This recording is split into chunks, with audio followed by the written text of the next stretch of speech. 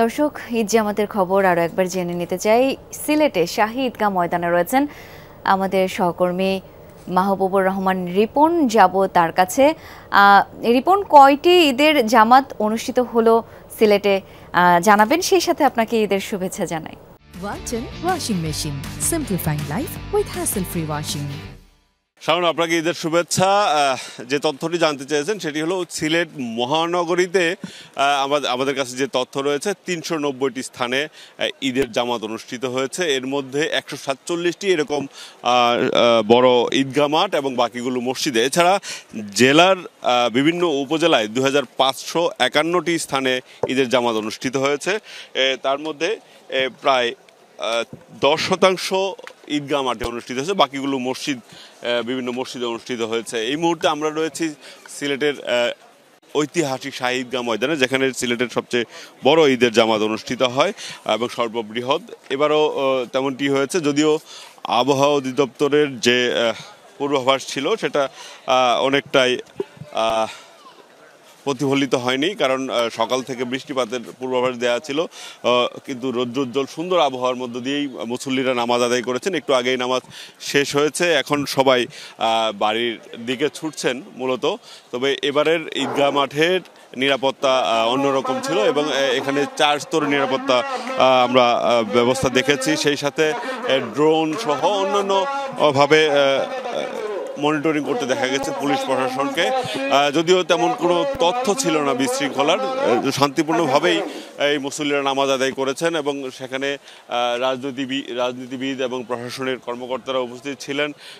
সেই সাথে এই নগরীর মানুষজন তো ছিলেনই, এবং এই যেহেতু বৃহত্তম ঈদের জামাত অনুষ্ঠিত হয় সে কারণে নগরীর বাইরে থেকে বিভিন্ন উপজেলা থেকেও লোকজন এখানে ঈদের নামাজ আদায় করেছেন এবং অনেকটা শান্তিপূর্ণভাবেই কিন্তু ঈদের নামাজটি অনুষ্ঠিত হয়েছে। এখন সবাই যাচ্ছেন কুরবানির প্রস্তুতি নেবেন। এবার যেহেতু সিলেট সিটি কর্পোরেশন যদিও তারা ঘোষণা দিয়েছে দ্রুত সময়ের মধ্যে কুরবানির বর্জ্য অপসারণ করবেন, সেটাই এখন দেখার বিষয়, কারণ যেহেতু জনপ্রতিনিধি নেই, জনপ্রতিনিধিহীন অবস্থায় সিলেট সিটি কর্পোরেশন কি ব্যবস্থা নেয় সেটাই দেখার বিষয়।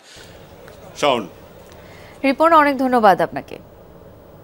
দর্শক, এ পর্যায়ে রাজশাহীতে যেতে চাই। রাজশাহী কেন্দ্রীয় ঈদগাহ ময়দানে রয়েছেন সহকর্মী শিবলি নোমান। শিবলি, ঈদ মোবারক।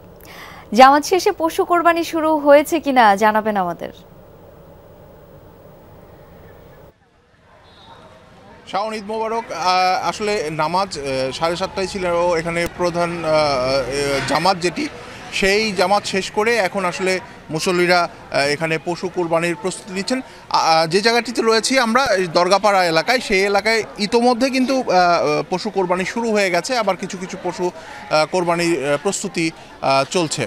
তো যেটি এবারও যে বিষয়টি আমরা লক্ষ্য করছি সেটি হচ্ছে যে গরু কোরবানি শুরু হয়ে গেছে এবং ছোট প্রাণী যেগুলো ছাগল এবং ভেড়া সেগুলো কিন্তু এখনও পর্যন্ত কোরবানি আর যে লাইন রয়েছে আসলে কোরবানি দেওয়ার জন্য, আপনি জানেন নিশ্চয়ই যে যারা এই কোরবানিটি দেন আর কি, তারা হচ্ছে যে সবাই তো এটি পারেন না, ফলে আশেপাশের মানুষজন প্রতিবেশীরা তাদেরকে সাহায্য করেন, ফলে এই একটা সংঘবদ্ধ একটা সম্মিলিত প্রচেষ্টা এখানে আমরা দেখতে পাই এবং সেটির জন্য আসলে এখানে কোরবানির পশুরও একটি লাইন থাকে, সেই লাইনে একটার পর একটা পশু কোরবানি করা হয়। এখানে আরেকটি বিষয় জানিয়ে রাখি যে যেহেতু এবার সিটি কর্পোরেশনে নির্বাচিত জনপ্রতিনিধি এখনও পর্যন্ত নেই, ফলে হচ্ছে সিটি কর্পোরেশনের থেকে বর্জ্য অপসারণ, যেটি কোরবানির বর্জ্য অপসারণ নিয়ে আসলে কি হবে সেই বিষয়টি নিয়ে একটু আগে থেকে একটু অনেকে ভাবছিলেন যে কি করা যাবে।